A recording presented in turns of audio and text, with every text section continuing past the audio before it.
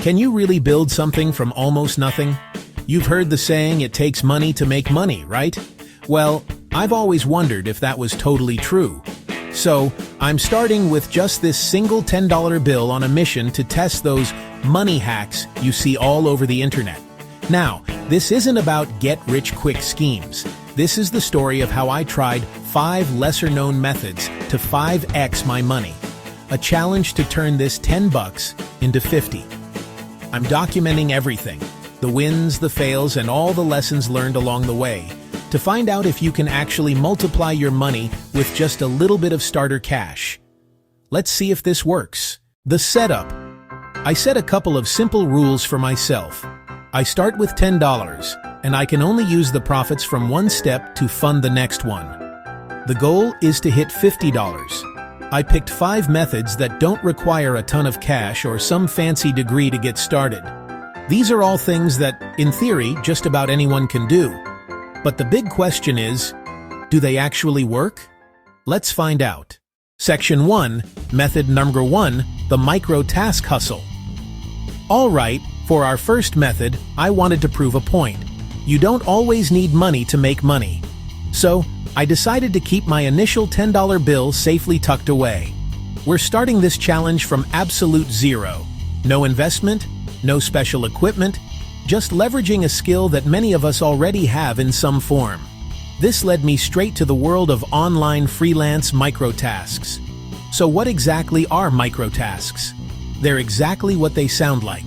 Small, manageable jobs that companies and individuals outsource to a global workforce. We're talking about anything from transcribing a short audio clip to tagging images for an AI algorithm, writing a 100-word product description, or doing simple data entry into a spreadsheet. The beauty of it is the sheer variety. Platforms like Upwork, Fiverr, and Amazon's Mechanical Turk are gigantic marketplaces for these gigs.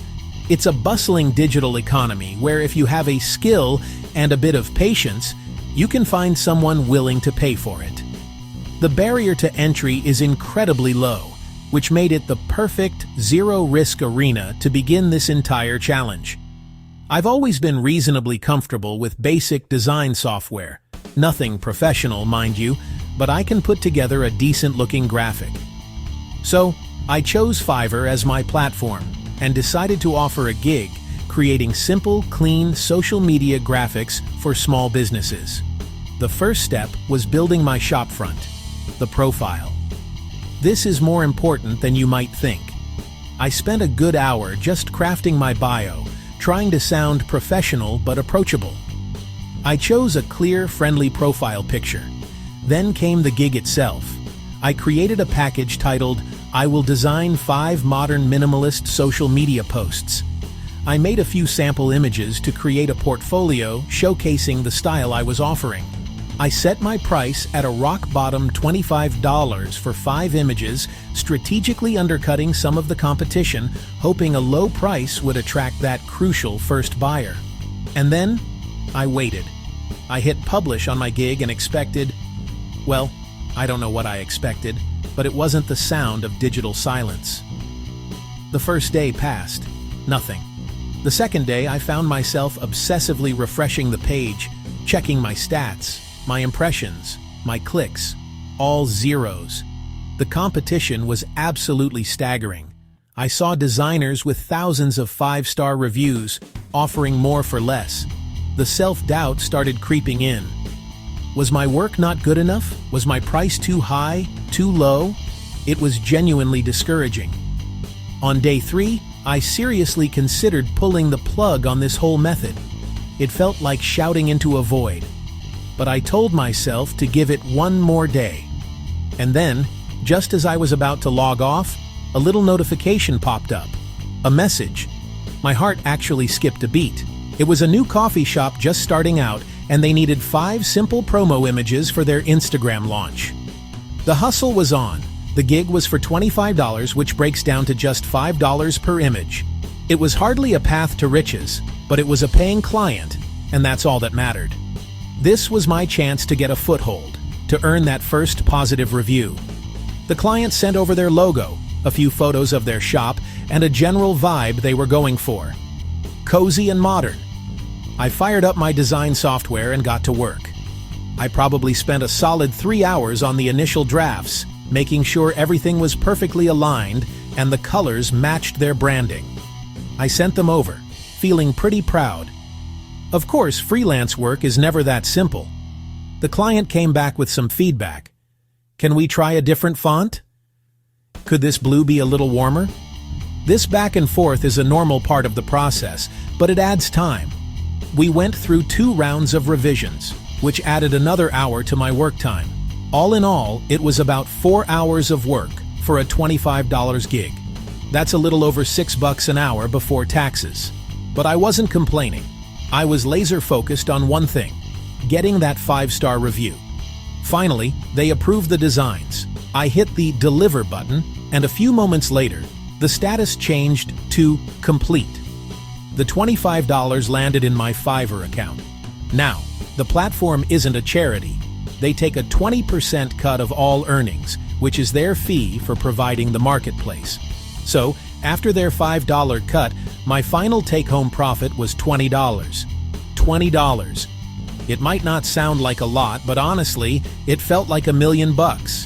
It was tangible proof. I had started with nothing but an idea and a basic skill, and through sheer persistence, I had turned it into actual spendable cash. It was a massive win and a huge confidence boost. So, let's recap Method 1. The micro-task hustle taught me a few key lessons. First, patience is everything. Your first client is the hardest to get. Second, a professional-looking profile matters, even if you're a complete beginner. And third, over-delivering on your first few jobs is critical for building that all-important social proof in the form of good reviews. It's a grind, for sure, but it absolutely works as a foundational first step. And just like that, my initial bankroll of $0 had turned into $20. I was officially profitable. When we add that to the original $10 I started with, our total war chest is now at $30. It's not a fortune, but it's a start. And more importantly, it's capital we can now put to work in a slightly more ambitious way. We've proven we can make money from nothing. Now, it's time to see if we can make our money make money. And that brings us directly to method number 2. Section 2, method number 2, the digital product engine. All right, with a fresh $20 in the bank from our first hustle, it was time to shift gears. Method 1 was all about trading time directly for money. For method 2, I wanted to try something more strategic, something with long-term potential. It was time to build an asset.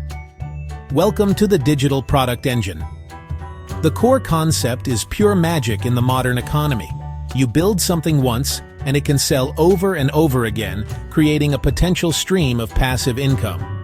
Unlike a physical t-shirt or a coffee mug, there's no inventory to store, no materials to buy, and no packages to ship. You create a file, and you can sell 1 million copies of it as easily as you can sell one. This could be anything from a detailed ebook sharing your expertise to a pack of Lightroom presets that give photos a professional sheen, or even a set of social media templates for a small business. The barrier to entry is incredibly low. All you really need is a good idea and a computer. I decided to invest $5 of my initial earnings into this venture. Now, I could have tried to do this for free, and you absolutely can. But I wanted to give my product a competitive edge. My big idea? A comprehensive set of customizable budget templates specifically for students. Before committing, I did some reconnaissance. I went straight to Etsy and typed in student budget. The results were interesting. There were plenty of products, which was a good sign. It meant a market existed. But I also saw a gap. Many were overly complex, visually dated, or just plain boring. I knew I could create something more intuitive and aesthetically pleasing. My personal experience fueled this idea. I vividly remember the stress of juggling tuition, rent, and a diet consisting mostly of instant noodles. I made so many financial mistakes in college simply because I didn't have the right tools. I wanted to create the exact resource I wish I'd had back then. That $5 investment went towards a premium font and a small pack of graphic elements. It's a small detail, but it's what separates an amateur-looking product from a professional one that people are willing to pay for. It's all about perceived value. With my assets in hand, I dedicated a full weekend to creation. Saturday was all about structure. I mapped out every section: income trackers, fixed versus variable expenses, savings goals, debt repayment planners. My first draft was a functional but hideous spreadsheet that only an accountant could love. It was overwhelming. So I spent the rest of the day simplifying, asking myself with every element, does a stressed out student need this, or is it just adding clutter? Sunday was all about presentation. I finalized the design, applying my new font and graphics to make it clean, modern, and inviting. Then came the most crucial step: the marketing assets. People buy with their eyes, especially online. I didn't just post screenshots of the spreadsheet. I used mock-up templates to show my budget planner being used on a laptop in a coffee shop or on a tablet sitting on a study desk. This helps potential customers visualize themselves using the product and benefiting from it. It transforms a simple file into a tangible solution. Finally, I launched my Etsy shop. Setting it up is free, but crafting the listing is an art form. I spent hours on the copy. Instead of a bland title like Budget Template, I went with The Ultimate Student Budget Planner. Finally, take control of your finances. The description focused less on the features, the what, and more on the benefits, the why. I talked about reducing financial anxiety, saving time, and building healthy money habits that would last a lifetime. I also did some basic SEO, filling the tags with keywords I thought students would search for, like college budget, student finance, and debt-free journey. With the listing live, my little digital engine was officially open for business. And then, I waited.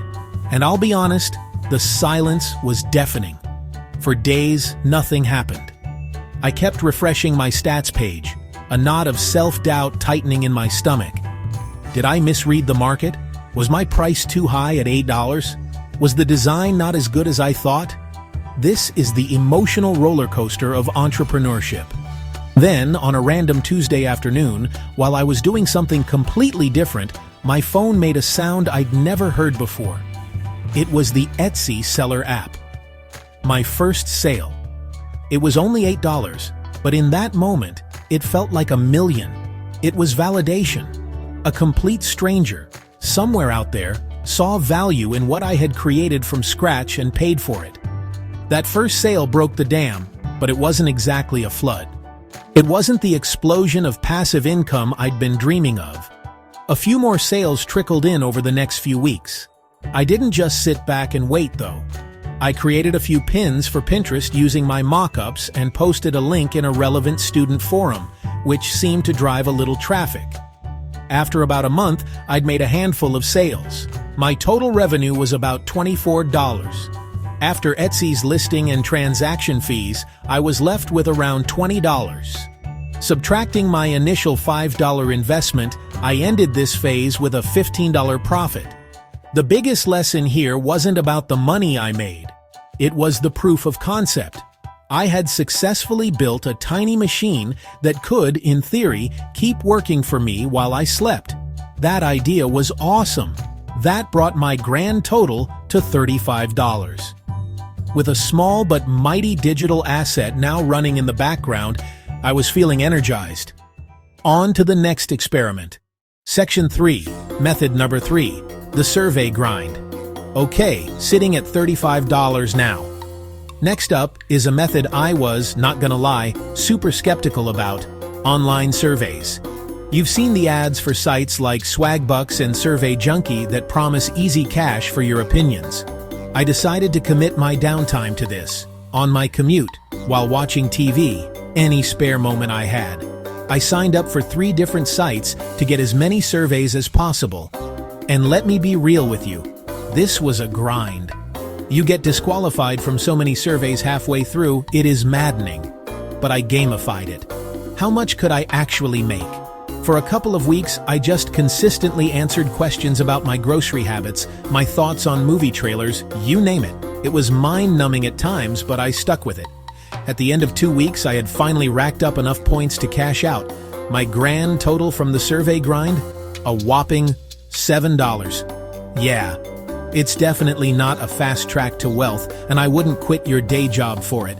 But it proved you can make money this way. And for this challenge, every dollar counted. This brought my total up to $42. We're getting closer. Section 4.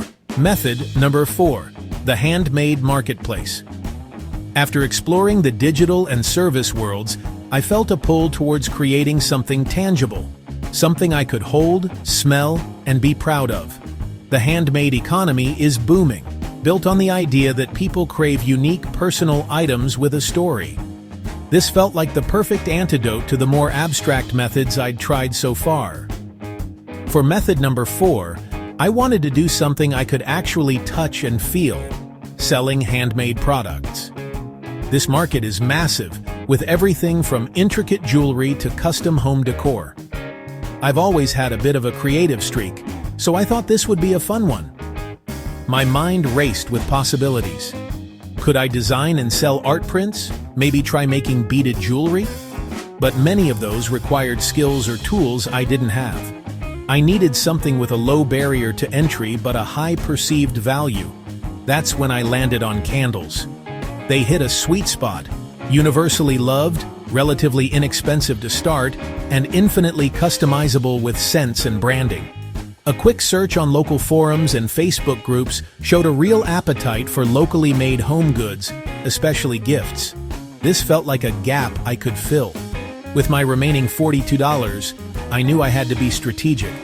I decided to allocate just $12 for materials, keeping a healthy reserve. This constraint forced me to be incredibly resourceful. My idea was to make personalized hand-poured soy candles.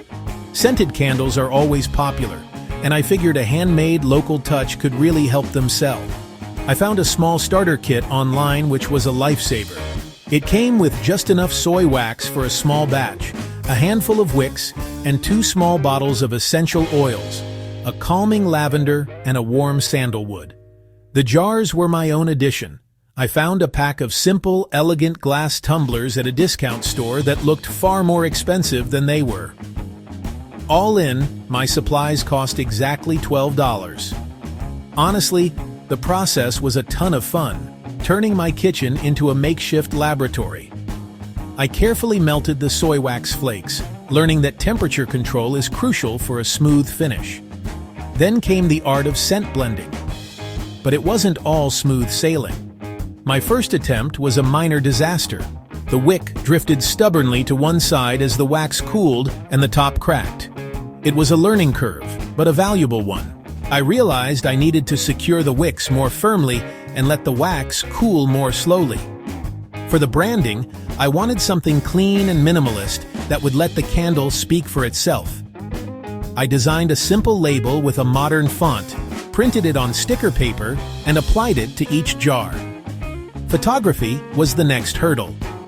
I set up a small, well-lit area near a window, using a white poster board as a backdrop to make the candles look professional and appealing. After a few tries, I ended up with a beautiful batch of 10 candles, with my total cost being just $1.20 each. I took my best photos and crafted a listing for a local online marketplace and my personal social media, setting the price at $10 a pop. The response was way faster and more enthusiastic than I ever expected. The first ding of a sale notification from my phone was genuinely thrilling. My listing on Facebook Marketplace wasn't just a picture and a price. I wrote a story, highlighting that they were hand-poured in small batches right here in our community, using natural soy wax and essential oils. People in my community were really into the idea of buying a local, handmade gift. The buyers were a mix of friends and complete strangers, which was incredibly validating. A couple of them even sent messages later saying how much they loved the scents. It wasn't just a transaction, It felt like a connection. In just 2 weeks, I sold 5 of the 10 candles. Looking back, the success came down to a few key things. The local angle was huge, the product itself was high quality, and the clean presentation made it feel special. After subtracting my $12 material cost from the $50 in revenue, that was a $38 profit. This was by far my most successful method yet. It just goes to show that if you have a quality product and a good story, even a tiny investment can bring a big return. It felt like planting the seed of a real small business. That brought my new total to an incredible $80. We didn't just meet the $50 goal, we've soared past it by a whopping $30. The feeling was amazing. From a tiny $12 investment in wax and glass, I generated a 316% return on investment. I'd already blown past my initial goal, but the challenge isn't over. I had one more method to test, and I saved the most unpredictable high-stakes method for last.